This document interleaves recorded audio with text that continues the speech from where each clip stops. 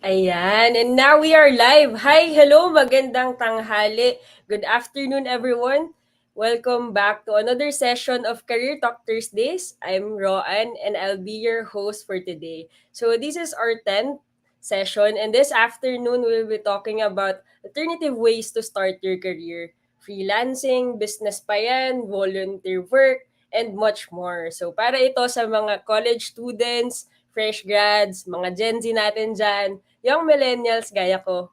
Wow, hindi ako Gen Z, young millennial na eh. Medyo ano eh, medyo may hindi ko alam kung saan ako lulugar. May ganong dilemma sa kapanahunan ko. So, para rin to sa mga career shifters na hindi pa rin sure sa career path na iti-take. So, malalaman natin today ano ba yung mga alternative ways to start our career.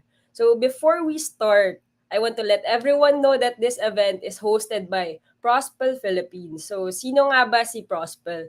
Prospel is a career portal and jobs board designed specifically for students and fresh graduates. We help you get the best start to your careers by providing you all the information, the in-the-life articles, career events, and jobs that are for you. So, samahan nyo kami magkwentuhan. And if you have any questions, huwag kayong mahihiya magtanong sa comment section. So, before we begin, let me introduce our guest speaker for this session.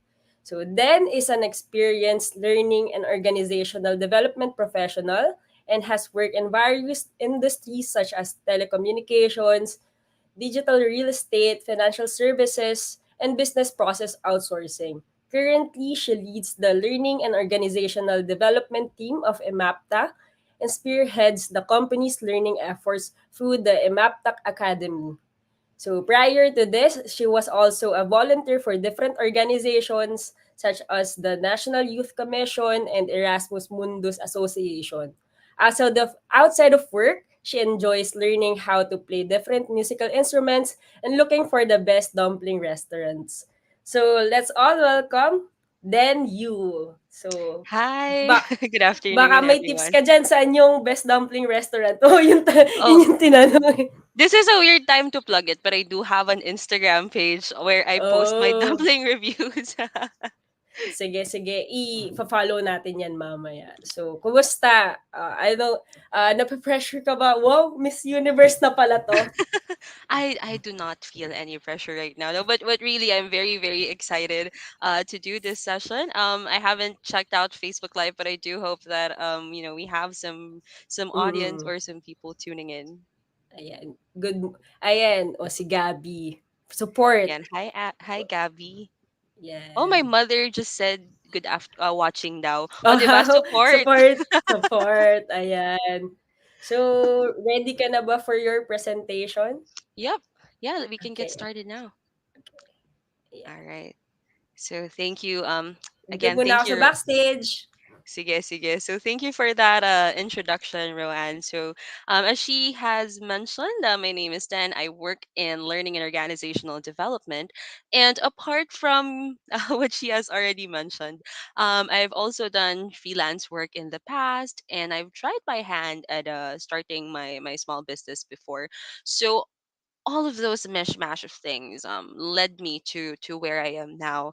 And our topic today is alternative ways to start your career. So you might be coming into this session kasi you're at a place where you're not really sure where to start. So perhaps gaya nga ng sabi ni Roanne kanina, no, baka fresh grad ka or pag-graduate ka pa lang or you're shifting careers. So yung expectation kasi sa atin, 'di ba, is that after we do college for 4 or 5 years, you apply for something, you get a job, and then that's it.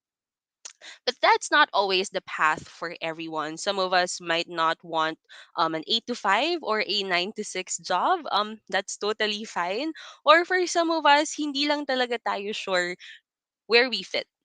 And I've asked myself the same questions. You might have different situations, of course, but I've asked myself the same questions, and not everything I'm gonna share with you today um might not be applicable to you, because just like what I said, we have different situations, and not everybody has the, I would say, the luxury to drop everything. But there are always little things that we can do to get us closer to where we wanna be. O, 'di ba? Ang dami kong ang dami kong introduction na. But let's now get started. And when I saw the poster for for this webinar, the question that was there was lost sa pipiliin na career path. That was the question. So I wanted to start our conversation today about the concept of, being lost. What does that even mean? So, in Tagalog kasi 'di ba, pag translate natin yung salitang lost, ang ibig sabihin niya nawawala ka or hindi mo alam kung nasaan ka. And if you guys do a quick search on your dictionary, perhaps you want to do a quick search on Google, when you say lost, that means you're unable to find your way. And it's important to keep that definition in mind kasi being lost does not mean that there's no way forward. It just means that you don't know where to go. And at this moment or at this point in your life, baka nakaka-relate ka dito sa picture that I have on my screen. You might be in a place where there are so many paths in front of you, pero hindi mo alam alin ba talaga dito yung dapat i-take ko. Or some of these paths, di ba, you might not even be aware na nag exist sila, or some of this outside of your comfort zone, you're scared to take on that path, but it's actually what will help you in the long run. But regardless of which it is, kung nasang position ka man ngayon, regardless of that, the worst thing really that you can do is to not move at all, right? So with that, what happens next? How do we move forward? So I'll be sharing some insights with you, some things that I've learned along the way, when it comes to alternative ways to starting your career, and it will be more in a general sense. All right, we're not going to be tackling each career path, but it will be more of insights in a general sense in terms if you're considering freelancing, volunteering, or even starting up your own business. So the first thing that I wanted to share with you today is number one is it's very very important for you to find a mentor or a role model.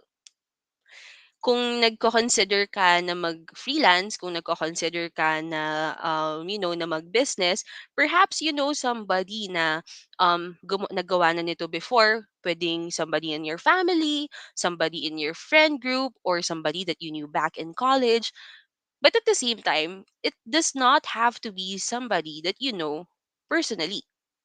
So it could simply be someone, a personality, diba? An influencer that you follow, um, or just someone that you look up to. And with our access to the internet, you can probably find online how they got to where they are. Because people always love talking about that, and people always love asking questions about how they got to where they are. So hindi mo alam baka yung fina-follow mo pala or yung favorite na public figure mo, baka nag-try na silang mag-volunteer before, yung volunteering experience pala na yon, that's what led them to where they are right now. And in my case, this has also helped me a lot. So when I started in learning and development, when I started, my first job was as a trainer. um my mentor was my dad kasi it was a good thing that he had experience in the same field kasi he was telling me na, oh, ito yung mga dapat mong gawin, ito yung mga hindi mo dapat gawin. So it was a very very important part of that experience na merong nag-guide sa'yo along the way. It was my managers na mentored me na ito yung mga dapat, na ito yung mga tamang choice, this is where you should go, and these are the things that have helped me and baka makatulong rin sa'yo. So nagiging resource person natin sila. But what's important to remember or to take note of is that yung mga role model natin, yung mga mentor natin in our lives, we use them as a guide, but we don't necessarily have to take their path. I'm not telling you na okay, this person is your role model. Gawin mo exactly how they did it. No. We use it as a guide, but their path will never be will never be yours. Their path is not the same path that you will take, because you're the only one who will forge your own path. All right. So that is the first one for today. Now moving on to the second, which is learn to recognize opportunities. Ano bang ibig sabihin nito? Um, this means na you want to go into things with an open mind. One of the things kasi na nagre-restrict sa atin is, for example, you graduated with a certain degree, right? That doesn't mean that that's where you're gonna go. I mean, of course, yung 4 years, 5 or 6 years that you spent in college, yes, that is a good foundation. Yung mga natutunan mo in your internship, yung mga natutunan mo sa thesis mo, or whatever projects you had when you were in college, all of that will help you. But that's your foundation. Pero hindi ibig sabihin nun, dun ka lang pupunta. So, one good example is that I graduated with a degree in broadcast communication. Pero yung mga kabatch ko naman, ang expectation kasi nila nung college after we graduate, we're gonna go to these different radio stations, TV stations, and all of that. Pero yung mga kabatch ko naman, some of them are in marketing. Some of them are in finance, and some of them are even, in the education industry. So, kung ano man yung tinake mo na course, don't take that as a restriction. Use at your advantage as your foundation, but that's not the only path that you can go. Another way for you to recognize opportunities is taking advantage of learning opportunities. So I know kung kakagraduate mo lang, baka pagod ka na mag-aral, ayaw mo na mag-take ng mga course, ayaw mo na mag-take ng mga online course, 'di ba? Pero if you do a quick search online, if you do a quick search on Facebook, on Google, you're gonna find so many resources. You're gonna find a lot of free online courses, whether it's TESTA, whether it's from DOST, or an MOOC, or a course from a private organization, mga ganyan. So most of these you can use to help you get started. Kung ang gusto mo ay magkaroon ng business, tapos ang skill na kailangan doon is a technical skill, you want to do a training on Photoshop, you can probably find that for free online. All right. And maraming iba't ibang platform. All you have to do is just, be open to it. All you have to do is just do a quick search basically on what are the things that you can take to help enhance, or to help add doon sa um skill set mo. But whichever you do, kung freelance man yan, kung volunteer or business, may mga opportunities ka rin na matitake na hindi lang naman siya based on your skills. It's also about building your network. So kung magvo-volunteer ka, if you're gonna volunteer for an NGOs, who knows, 'di ba? That might give you your next career opportunity. Or by building your network, when you finally when kung ma-figure out mo na ang path ko talaga is to apply for a corporate role, for example, yung mga tao na na-meet mo along the way, they can be your references, or they can give you feedback. So napakaraming benefits of just exploring and just um knowing these opportunities. And speaking of learning how to recognize opportunities, allow me to just mention Course Hero as one of the opportunities that you guys can explore if you are considering doing freelance work. So you guys can take a quick screenshot of this, go to the link that you see here on Prospel Talk Kit, and actually I've had experience in doing freelance work for Course Hero as a text-based tutor. So what you do there is you just choose ano yung specialization mo. You'll be able to answer questions from students, and it's easy kasi text-based lang siya. You just help them with their academic questions, and you'll be able to earn money just by answering questions, right? So if you're interested, take a screenshot of this and go to the link that you see on your screen. All right. And the last bit is number three. It's also important for you to focus on the why. Minsan kasi when we are confused about where to go, nawawala yung focus natin on our why, or we forget what our why is. Now, what does this even mean? Why are you telling me to focus on my why? So to share this with you, there is, if you guys are familiar with Simon Sinek, um he has this he wrote this book called Start with the Why. And the basis of that the basis of that is the golden circle. So yung golden circle na yon, imagine mo meron kang inner core, middle part of the circle, at meron kang outer circle. The middle part of the circle is the why.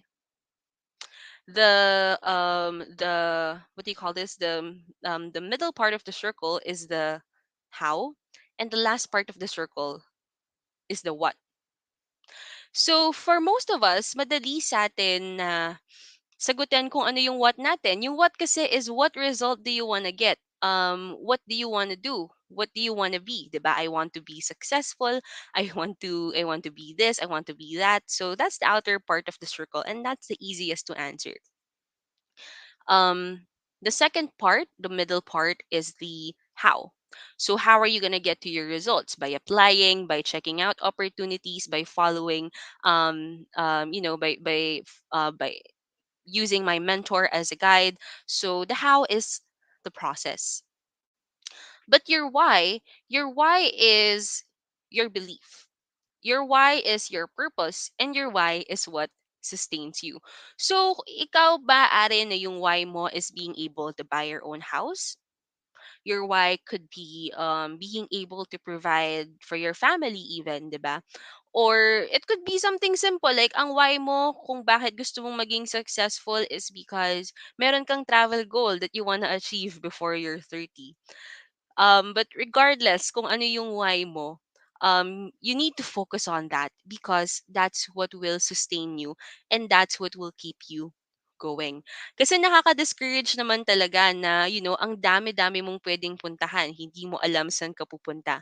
But if you're able to focus on your why, then that will keep you going, and that's what's gonna keep driving you.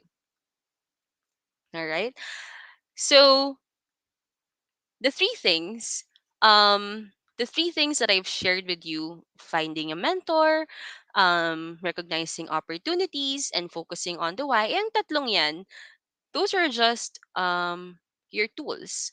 But at the end of this by the end of this talk, what I really would like to encourage you to do is to just explore whatever works for you. Kasi kung volunteering man yan, business, or freelancing, all of those have different benefits. So volunteering, you're able to handle different tasks. For example, when I was doing my volunteer work with Erasmus Mundus, I was exposed to working to different nationalities, which helped me when I started working, with a Singaporean company, which helped me when I started working for a BPO. Yung pag kung magfi-freelance ka naman, you're gonna be handling different clients. So natututo ka how to handle different types of situations, different types of clients, and also yung interpersonal communication mo, nade-develop din siya.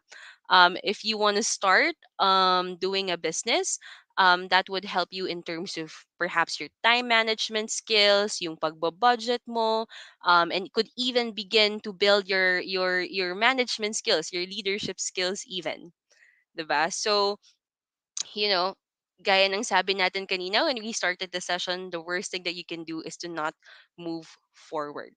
So, just whatever it is that you choose, there will always be um, a benefit to each of that. And the more experiences that you gain, the more relationships that you're able to build along the way, the more rounded person you become. Ayan. So, I just wanted to end this quick talk with this passage, with this quote that I saw, or I heard of a few days back. If you're if you guys are seeing this, baka familiar kayo dito. Kung meron ditong mga fans ng Uniqlo, you might have seen this in one of their designs. And this is actually a painting called The Great Wave of Kanagawa by Hokusai. And the reason why I'm sharing this is because I came across this statement, na ang sabi niya, all I have done before the age of 70 is not worth bothering with. To, this painting, this person who painted one of the artworks that is considered to be Japan's greatest artwork, ang sabi niya, all that I have done before the age of 70 is not worth bothering with. So someone that important, sasabihin niya to. Of course, the statement does not end here. It's a long quote. He talks about, or it explains more what he wants to learn along the way, and ano yung mga natutunan niya along the way. But the reason why I'm sharing this with you is because this is what I wish somebody would have told me when I was asking myself the same questions that you're asking yourself right now, is that you're not meant to figure everything out right now. You're not meant to figure everything out at a certain age. It's good to have goals, yes, pero don't pressure yourself into figuring everything out, kasi there is no one path for everyone, right? There are alternative ways for you to start your career. The way that your batchmate did it, the way that your friend did it, does not necessarily have to mean na kailangan ganun din yung ititake mo, right? And at the end of the day, you want to tell yourself things will always work out, and all you have to do is make a choice and move forward.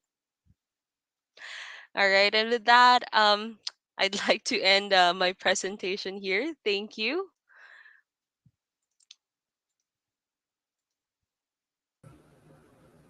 Hello. Ayan. Ayan. Hello, Roanne. So, hindi ko yata na-take Hello. yung 30 minutes ko. Okay lang, okay lang. Magchichismisan lang tayo ngayon. So, makikinig lang sila sa debriefing natin na yung nung fresh grad tayo, sobrang lost din natin, 'di ba? Walang Right. mga paganto, 'di ba? Walang masyadong mga Walang pa pa-webinar. webinar Oh, before. 'di ba? Oo. Nag-rant lang pala. Sorry. Yung mga young millennials ngayon na nagwo-work na wala talaga, parang from scratch, no? Ang Mm-hmm. hirap.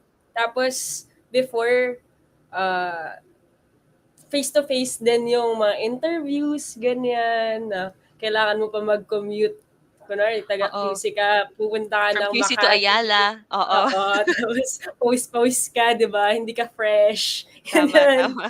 So, ayan, isi-share lang namin sa inyo kung ano ba yung mga natutunan namin along the way na baka maging helpful sa inyo na skip nyo na yung skip nyo na sa good part, di ba? Can Mm-hmm. you skip to the good part? Ayan, realness. So, meron tayong question dito na, what's the most practical first step sa pagpili ng alternative career path? The most practical first step is to make a choice that makes most sense to you. I can't tell you ano yung choice na yon, 'di ba? Kasi ikaw yung nakakaalam, ano ba yung pinaka nakaka-relate ka? Ano sa tingin mo yung magwo-work for you? For example, you have a degree, let's say, in business administration. Baka the next step that baka lang the next step that would make sense to you is doing a business, or perhaps ang course na natapos mo is more on designing, is more on the graphics part of, you know um baka ang next step sa'yo is freelancing. You wanna give your services to different clients. So just making a choice would be the most practical first step. You don't want to be stuck in one place for a long time. Paano kung yung choice mo hindi ka pinili? Wow! Iba na pala. Parang for a different talk yan, Roan. I mean, parang for example, nag-try ka tapos Mm. hindi ganon ka successful. ano Mm-hmm. yung sa tingin mong parang itutuloy ba ng fresh grad itong journey niya sa career na 'to or maghahanap ulit ng alternative? Again, I don't wanna give an answer kasi tapos baka Mm. sabihin nila sa sunod, "Ay sabi kasi ni Den ituloy ko, eh." 'Di ba? Ayaw lang pala masisi kaya ayaw Personally, sumagot, oo. But wala if naman it were ano 'di ba, template talaga 'di ba? right, right. But if it were me, you wanna take a look into it. You wanna assess kasi yes, you wanna explore, you wanna try all of these different things, but at the same time, iba-iba kasi tayo ng situation, iba-iba tayo ng baggages, ng responsibilities. So you also wanna make calculated risks na nakita mo na ay itong business na to hindi pala talaga mag-work. So baka that's not meant for you. Maybe sa freelance ka talaga nababagay or kung meron ka namang free time. Kasi pwede mo naman, actually, pwede mo namang pagsabay-sabayin yan, di ba? You don't have to choose just one path. May mga nag-freelance na yun na yung nagiging business nila. Tapos on the side, like for example, when I was working before, I mean, I'm still working now, but when I was doing volunteer work before, I was still employed with my corporate job. So pwede mo naman silang ang pagsabay-sabayin. So, may follow-up question dito na, do you recommend balancing freelancing and studies in uni or should I wait till I graduate? Very interesting question.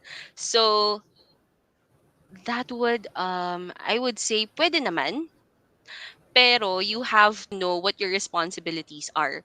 um when I was on my last year in uni, or when I was in my last year in college, I was also doing I was also working, pero part-time lang naman siya. I only had to do it from 6 p.m. to 10 p.m. So ibig sabihin, okay lang 'yon kasi sa morning I have time to focus on my studies. Now, if yung work na 'yon is it's gonna take away from your classes, hindi ka makakapasok or hindi mo matatapos yung degree mo, then I would say just look for a job that would let you um still complete your studies, kasi yun yung magiging ano mo, yun yung magiging panlaban mo kumbaga when you start applying for all of these different things. Now, I also know na some people, while they were um in university, or while they were still studying, nag full-time work na sila, and that worked out for them. Kasi yun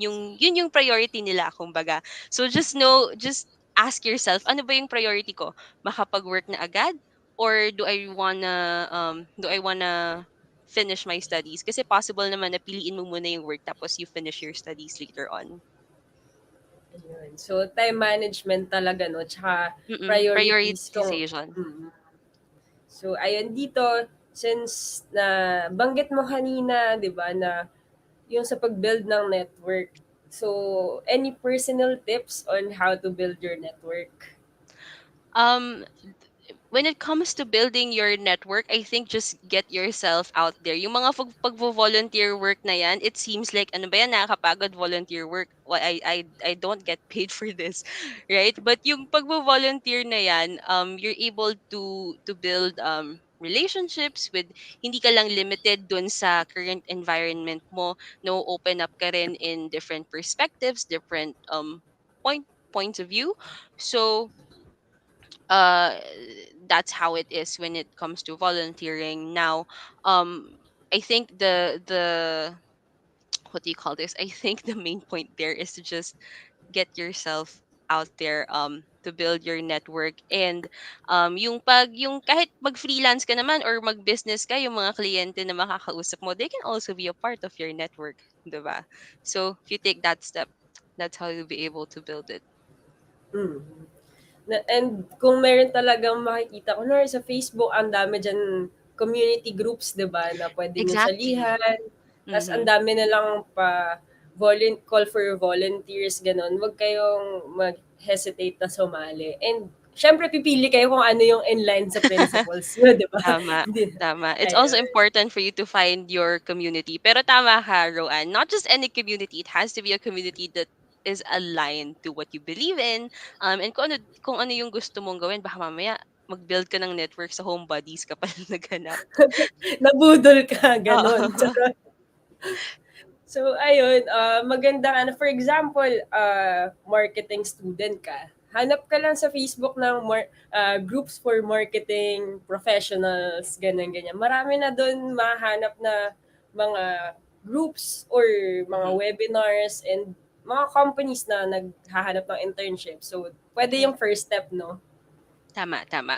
And I've that has actually also worked for me. Ako naghahanap ako ng groups not just on Facebook, but I also try to look for some on LinkedIn kasi Mm. mas professional yung mga tao Oo, dun, 'di oo. ba? Tapos Filtered na. mahilig. Oo, mas mahilig sila magbigay ng tips. So, when I see na, itong, like for example, for me, the communities that I join are related to my industry. So, nakikita ko dun yung mga best practices nila. So, nagagaya ko rin. So,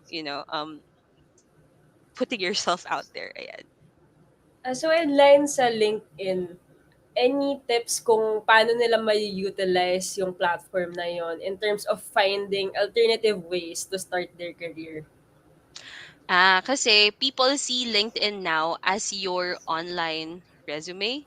So, one of the things, because I did a session before, it was in my previous company. I did a session before on how to upgrade your LinkedIn profile. And one of the things that we always mention there is yung profile photo mo pala, nadja-judge ka agad ng tao kung professional ka or hindi in less than a second just by looking at your profile picture, right? So I think that's the very first thing if you want to Palit fix na your ako, LinkedIn. wait lang, charot. 'Di ba? Kung meron ka namang grad pick na maayos, why not? But I've heard from my manager before na kapag may job ka na or nagsa-start ka na, you don't want to use your grad pick anymore kasi people will tend to think, fresh grad siya, so not much experience yet.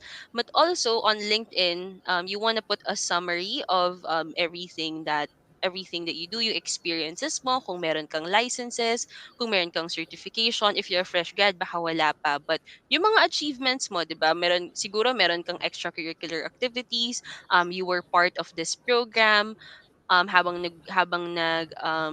ka, nag-volunteer ka for this NGO, tapos ito yung mga skills na build mo. And at the same time, kung meron kang group of friends, ask them to boost your skills. Kasi sa LinkedIn, pwede kang mag-recommend, 'di ba? Or pwede kang magbigay ng feedback. So kung magsa-start ka mag-freelancing, makikita 'yon nung mga possible clients mo. Tapos pag tinika na nila as clients, ask them to leave you feedback as well. Yan. So para everyone can see what you're really capable of.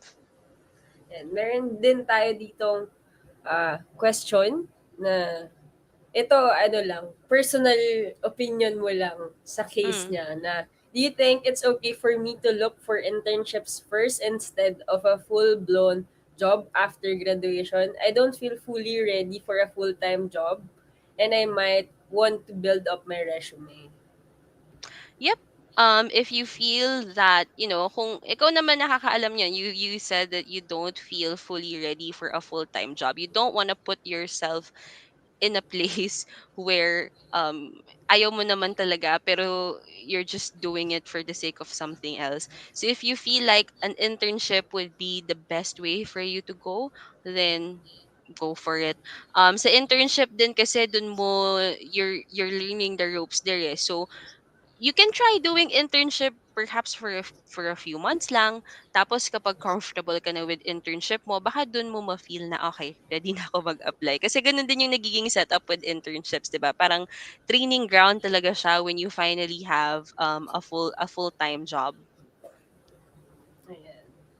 Ano lang, may gusto mag-comment sa'yo. Si Clar Belardo. Great Parang tips, kilala ko then. 'yan. Thank you. Ang Ayan. supportive pala ng community dito sa Prospel. Oo, 'di ba? So dito meron personal opinion mo ulit. Gustong-gusto nilang malaman. So in your opinion po, which is more important, grades or experience? Sabi ko na sa iyo pang miss you yung mga tanong dito eh.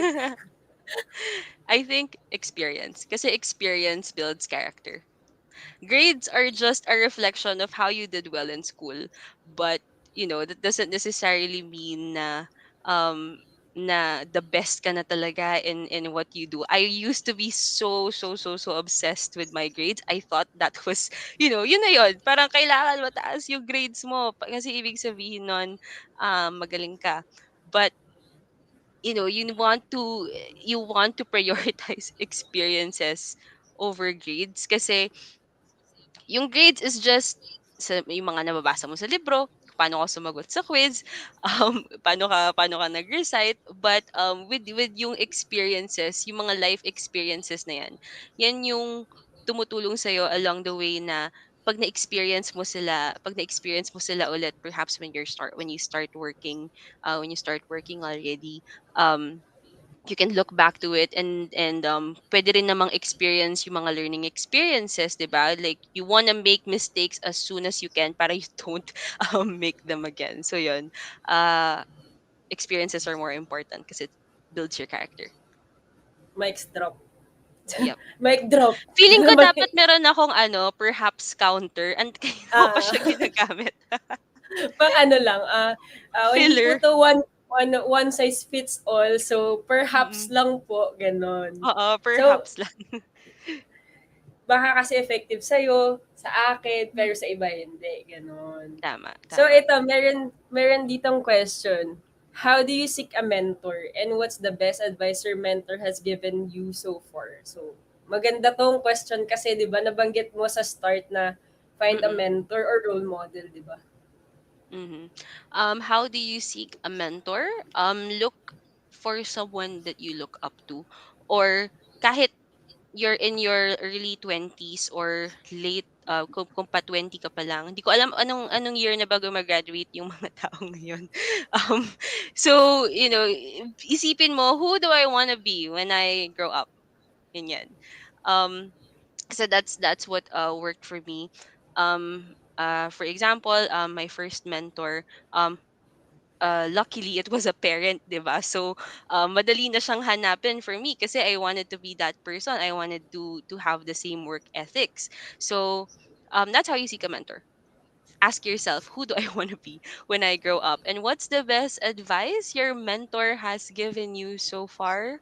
um I think it's not an advice, but it's just showing. It's more of nakita ko siya, so ginaya ko siya. So, sabi ko kanina, 'di ba, wag mong yung path ng mentor mo isn't necessarily what you have to take, but it was really more on the work ethic na showing up on time, doing your best, going the extra mile. So it wasn't really an advice, but more on the behavior that I saw that I mirrored, and that's what worked out for me the best. Ayan. So, dito meron ulit tayong tanong na do you recommend applying for internships na outside of your scope or field? I want to learn other fields pero I'm not qualified. Should I apply pa rin? Yes, I would recommend for you to expand your skills as much as you can, kasi that gives you more choices. It gives you more choices on what you can do. But 'di ba, parang ayaw mo naman kasi na ito lang ako forever, na ito yung course ko, ito na yung, I mean, that's fine. For some people that's fine. If that's what you want to do, it's fine. But I think it's also good if you have different choices on what you can do. So, for internships, for example, sa internship kasi, yung qualifications nila, it's not as intense when you're looking for a job, right? And yung mga experiences na makukuha mo sa internship, yun yung pwede mong gamitin na starting point, or jumping board, or springboard rather, na when you're ready to have your first job. So, yung kahit naman yung hindi lang naman internship, kahit yung mga pagvo-volunteer mo, yung pag-freelance mo, and yung pagbe-business mo, nagigain ka rin naman ng new skills. So, the more skills that you have, the better. So, ito naman medyo personal ulit sa'yo.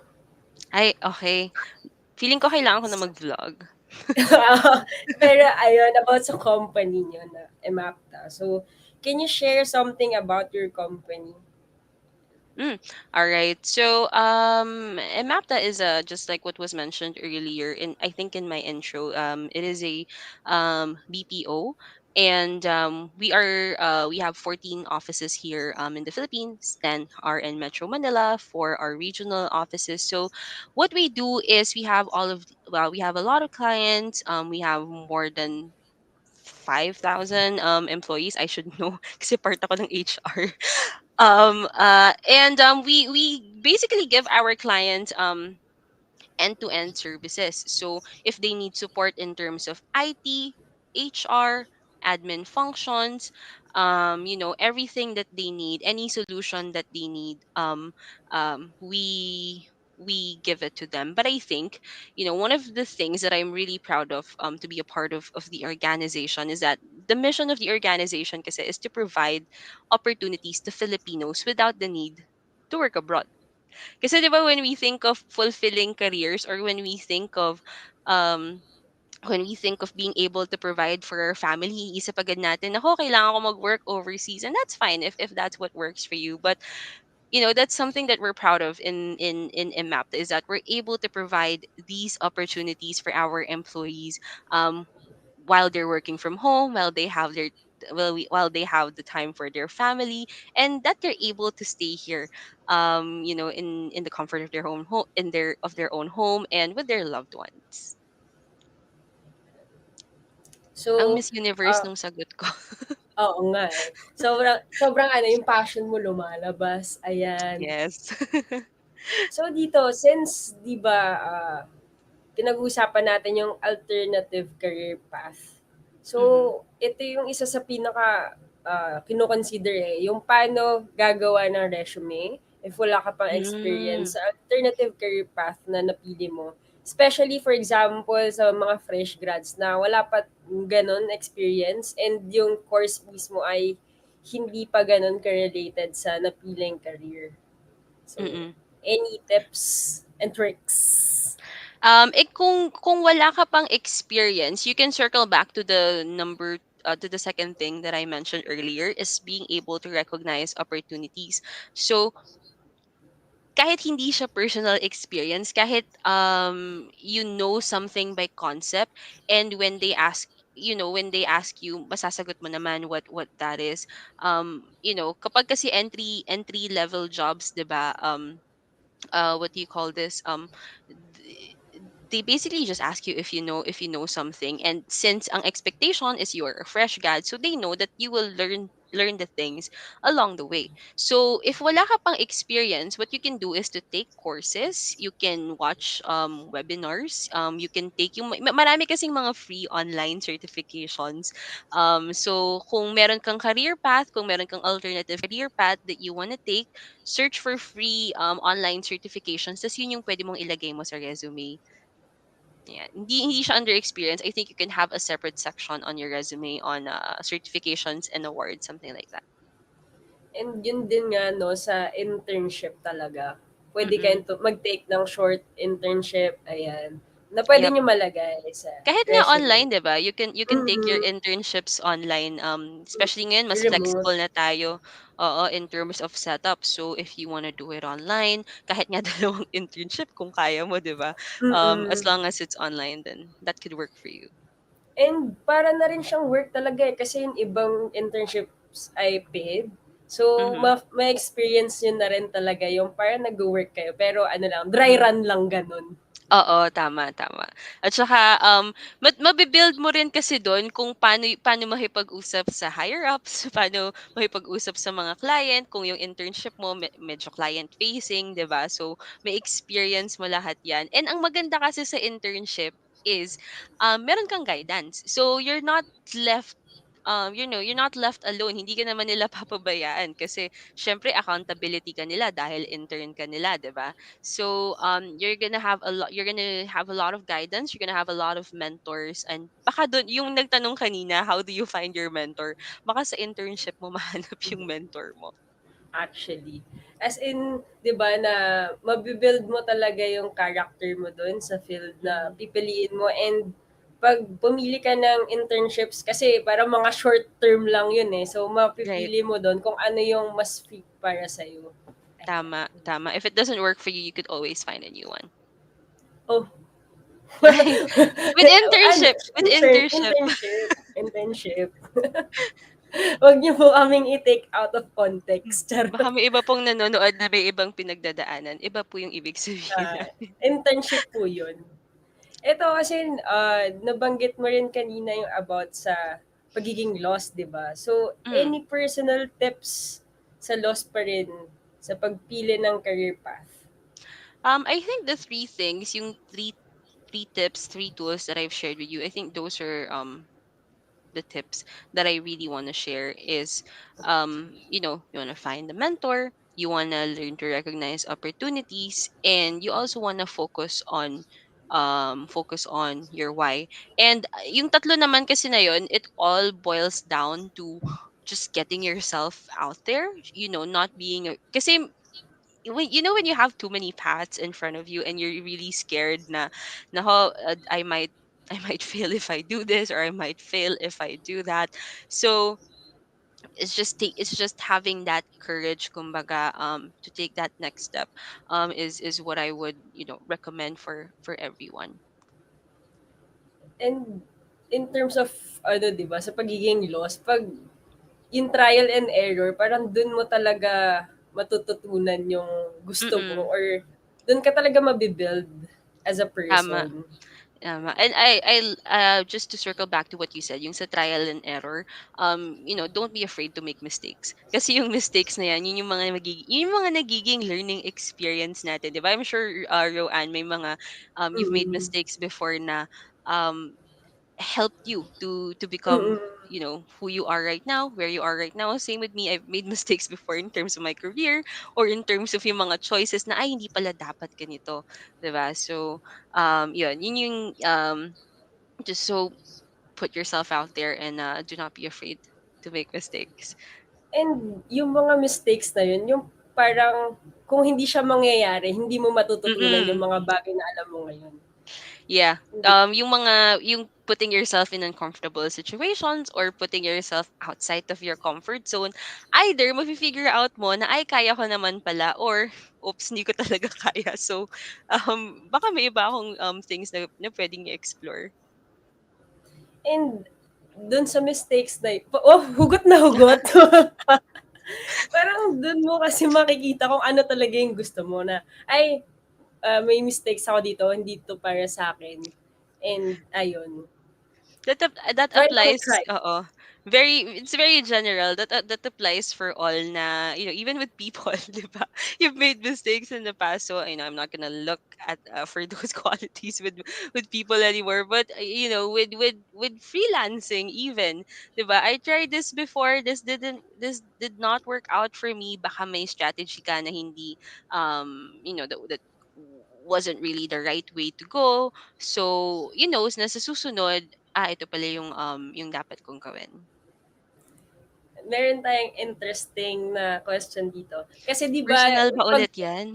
hindi na medyo kasi personal opinion, eh. So, kasi 'di ba 'pag after graduation, sobrang 'di natin alam what's next, gano'n. Kaya Right. yung mga fresh grad, nagse-seek ng higher education, masters, Mm, ganyan. So, ano yep. daw ang masasabi niyo sa pag-take ng master's degree or PhD sa Philippines? Worth it po ba siya? You know what? If you have the opportunity, kung kaya mo naman, if you have the means, if you have the resources to take a masteral degree, then, I would suggest that you do it kung kaya naman. Pero kung, if you're like me na hindi mo naman afford mag-masters, don't be discouraged. Kasi, if you don't have masterals, kung wala ka namang, PhD, there are other things that, you could go. Pero syempre iba pa rin yung may certificate ka, 'di ba? Iba pa rin yung may diploma ka na meron kang, doctorate, or meron kang masters. But I also don't want to discourage the people na hindi kayang mag-masters and, mag-PhD, kasi you could take certifications. You could, pwede ka namang mag-grow in your personal experience. Of course, it's not going to be the same as having, a degree of some sort, right?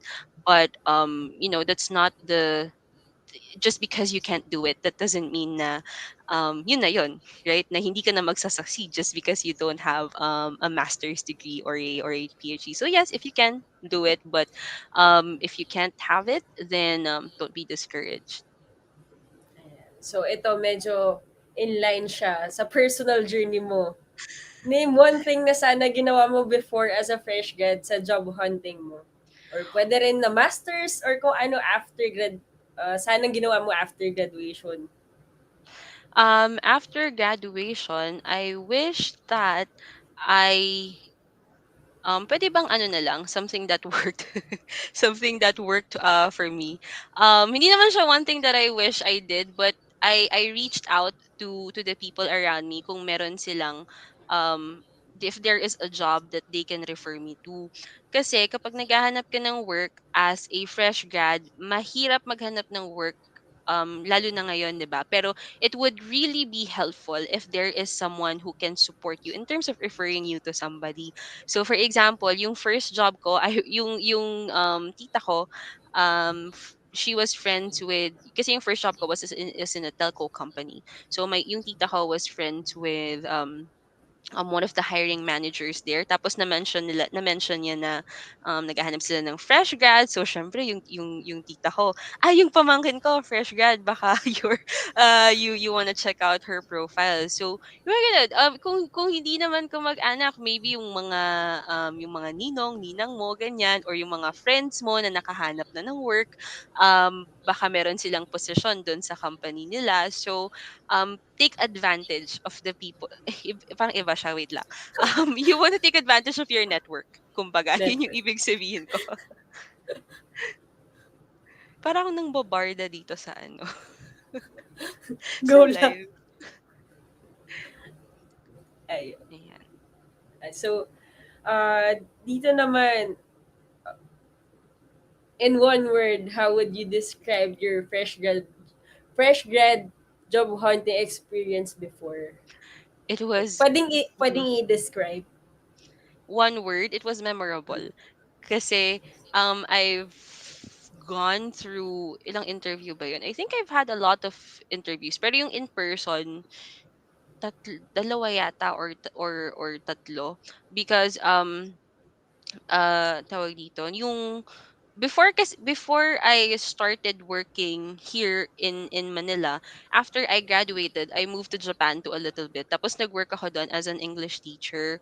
So habang nandun ako, I was thinking, should I stay here? Should I go back to Manila to pursue a career? So eventually, of course, I decided to pursue a career, and it was memorable because yung hirap mo na mag-commute from Mandaluyong to Ayala, Mandaluyong to Green Hills, tapos may iba papupuntahin ka pa ng QC, but kapag nahanap mo na yung job that um is that you like, it's also very fulfilling.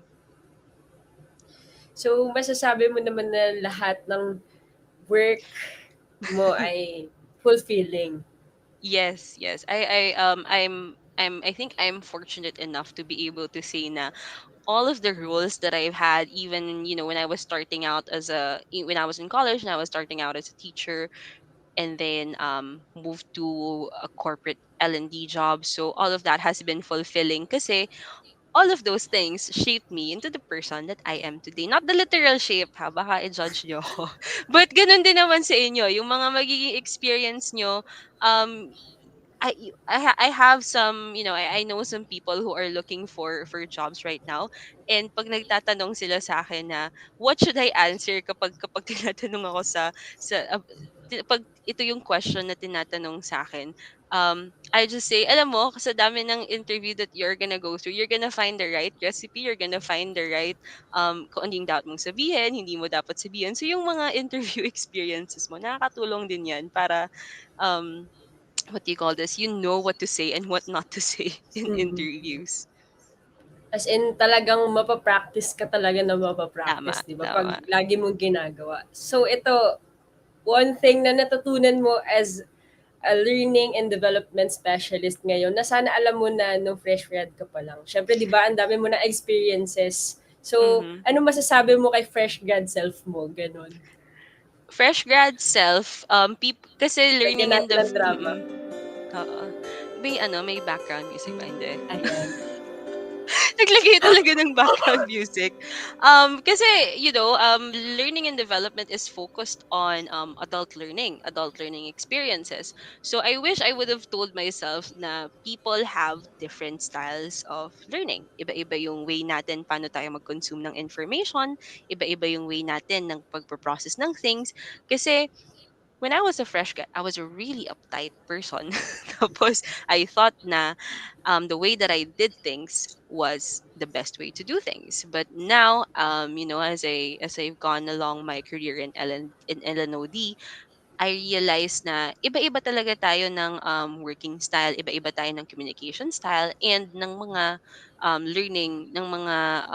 learning style. So, if I could also say one thing to our audience, kahit na ang dami ko nang sinabi, is that be open to other people's point of view, be open to other people's feedback, because who knows, baka yung suggestion pala nila might be the best way to go.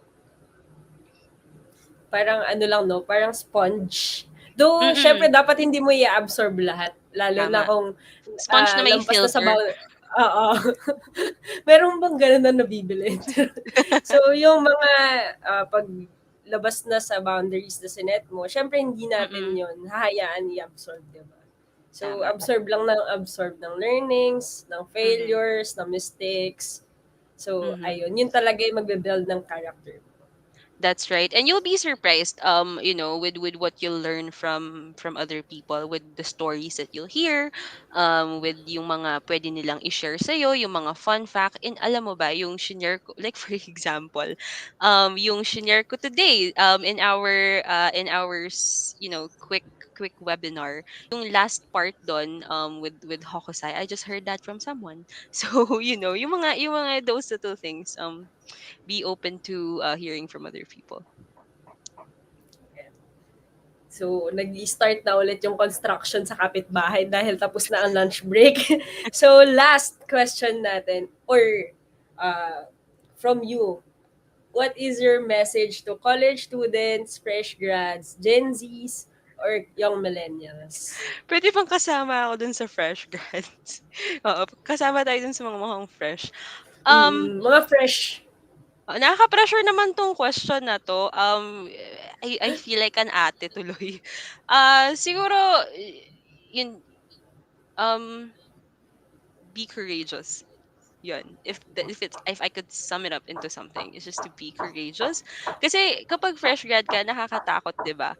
Na saan ba ako pupunta, sinong tutulong sa akin. I know I've been in that situation na okay, kaka-graduate ko lang, I really want to help my family now, so what do I do next, right? But it's that courage that will help you face whatever you're scared of. It's gonna help you also create your own path, 'di ba? Kasi merong mga path na nasa harap mo, but you can create your own path. So, ayun, just have that courage to do anything. And dun sa courage na yun, hindi ka matatakot magkamali eh. 'Di ba? Right. And Yeah. even if you make mistakes, you are aware na yung mga mistakes na to, it doesn't mean that I failed. I'm not a failure just because I made a mistake. Kumbaga, you have a growth mindset. Na you use those mistakes as a learning experience, as a springboard for growth. Ayan. Ayan. So, that ends our Q&A session. And good, Wow. meron ka pa bang Okay. gustong message? Wala naman na. I feel like I've talked too much Okay lang yan. the past Sobrang hour. thankful nga sila sa comment section sa mga tips na binigay mo. Kasi That's sobrang good to know. practical niya, di ba? So, ayun, thank you so much for your time and effort to be here. Then, sobrang dami namin natutunan. Personally, ako, di ba? Sana may ganito nung fresh grad na Tama. i-guide ka or i-share man lang yung experience nila sa Mm-hmm. atin. Kasi, yun nga, personally, sobrang lost ko before. Parang mga 10 career paths yung Mm-hmm. na-take ko. Kaya, sobrang close to home nito. And Right. ayun, tapos na ang ating Q&A. And para sa mga viewers natin, to claim your e-certificate of attendance, just click the link here. Ilalagay natin yan sa comment section mamaya. And don't forget to sign up sa ating platform, ph.prospel.com. And next week, don't forget, syempre, di ba, Career Talk Thursdays. Thursdays. Mhm. Sa Thursday, magkikita tayo ulit. And yung next topic natin ay how to improve your written communication skills for the world of work. Ayan. And ayun, baka then meron kang gustong i-promote or i-plug na social media platforms? Wala naman, just my dumpling page on Ayun, Instagram, then reviews dumplings. Yun lang. ayan, sobrang helpful daw. Ang dami nagpapasalamat sa comment section Thank and you. Thank you as well for tuning naririnig, in and for maririnig na listening. nila yung pukpuk Nagpupukpok. sa kapitbahay namin. Kaya i-end na natin ang session natin for today.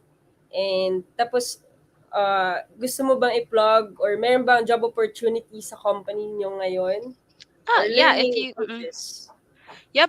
If you guys wanna apply for EMAPTA, just go to our site emapta.com. Hover over the careers tab and check out all of our openings. And currently, if you also if you also are in the IT industry, we will have our virtual career fair or virtual IT career fair next July 23. So you can check out EMAPTA's Facebook page and Instagram page to apply for any of our openings.